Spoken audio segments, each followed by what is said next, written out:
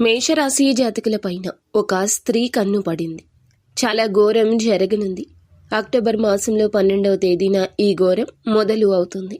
మీరు జాగ్రత్త వహించండి. ఏం జరగబోతుందో వీడియోలో విని తెలుసుకుందాము.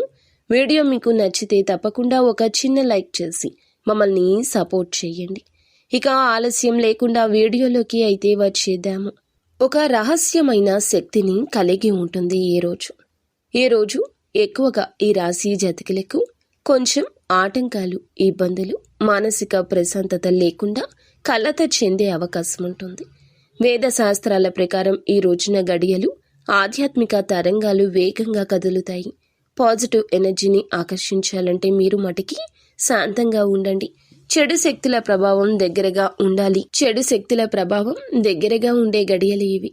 మీరు దూరంగా ఉండడానికి కొంచెం జాగ్రత్త వహించాల్సి ఉంటుంది. ఒక రకంగా పరీక్ష సమయం.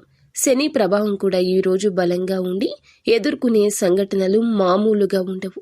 అలాగే ఒక మహిళ కన్ను పడ్డం అనేది వీరికి సంకేతంగా చెప్పొచ్చు.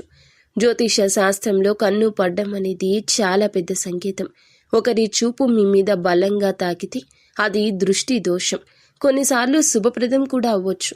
చాలా ఎక్కువ సార్లు మాత్రం సవాళ్లకు సంకేతం. ముఖ్యంగా మీకు సమస్యలను సృష్టిస్తుంది. ఈరోజు ఒక మహిళ చూపు మీ మీద పడుతుంది. అది మీకు తెలియచ్చు, తెలియకపోవచ్చు. కానీ ఒక పరీక్ష ప్రారంభం అని మాత్రం అర్థమవుతుంది. తలుపు తట్టడం, ఇంట్లోకి రావడం. ఒక మహిళ పెద్ద శబ్దం చేస్తూ ఇంటి తలుపు తడితే కేవలం భౌతిక సంఘటనే కాదు, ఆధ్యాత్మిక అర్థాన్ని కూడా కలిగి ఉంటుంది. శబ్దం అనేది కలత, భయం, గందరగోళాన్ని సూచిస్తుంది. తలుపు అనేది ఇల్లు, అంటే మన జీవితం. మన మనసు తలుపు తట్టి లోపలికి రావడం, బయట శక్తులు మన యొక్క జీవితంలోకి ప్రవేశించడం. ఇలా ఈ రోజంతా కాస్త గందరగోళంగా, పెద్ద పెద్ద హెచ్చరికలుగా మీ జీవితంలో ఉండొచ్చు. కావున నిశ్శబ్దానికి ప్రాధాన్యత ఇవ్వండి. మాటల విషయంలో జాగ్రత్త. మీ మాట ఎదుటి వారికి అస్సలు వినిపించకూడదు. మాటలతో నెగ్గాల్సిన పరిస్థితి ఈ రోజు ఉన్నా కూడా మౌనంగానే ఉండండి. ఒక విషయానికి చర్చలోకి వెళ్లాల్సి వచ్చినా దూరంగా ఉండండి. ఒకవేళ వెళ్ళినా మిత మాటలతో బయటకు వచ్చే ప్రయత్నం చేయండి. ఈ రాశివారు సహజంగా తెలివిగలవారి, కానీ భావోద్వేగాలకు బలవుతారు.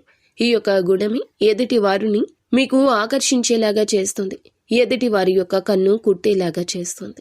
ఈరోజు ఆ మహిళ మీ యొక్క ఉన్నతి భరించలేకు, మీ యొక్క మంచితనాన్ని భరించలేకు, లేదా మంచిగా ఉండేవారికి కూడా కొంతమంది శత్రువులు ఉంటారు కదండి, అది ఆ స్త్రీ కూడా కావచ్చు. కావున జాగ్రత్తగా ఉండండి. అంత మంచి జరగాలి అంటే నిత్యము ఇష్టదైవ ఆరాధనతో పాటుగా శివారాధన కూడా చేసుకోండి. అంత మంచి జరుగుతుంది. ఈరోజు మాత్రం ధైర్యంగా ఉండండి. వీలైతే దైవ దర్శనం చేసుకోండి.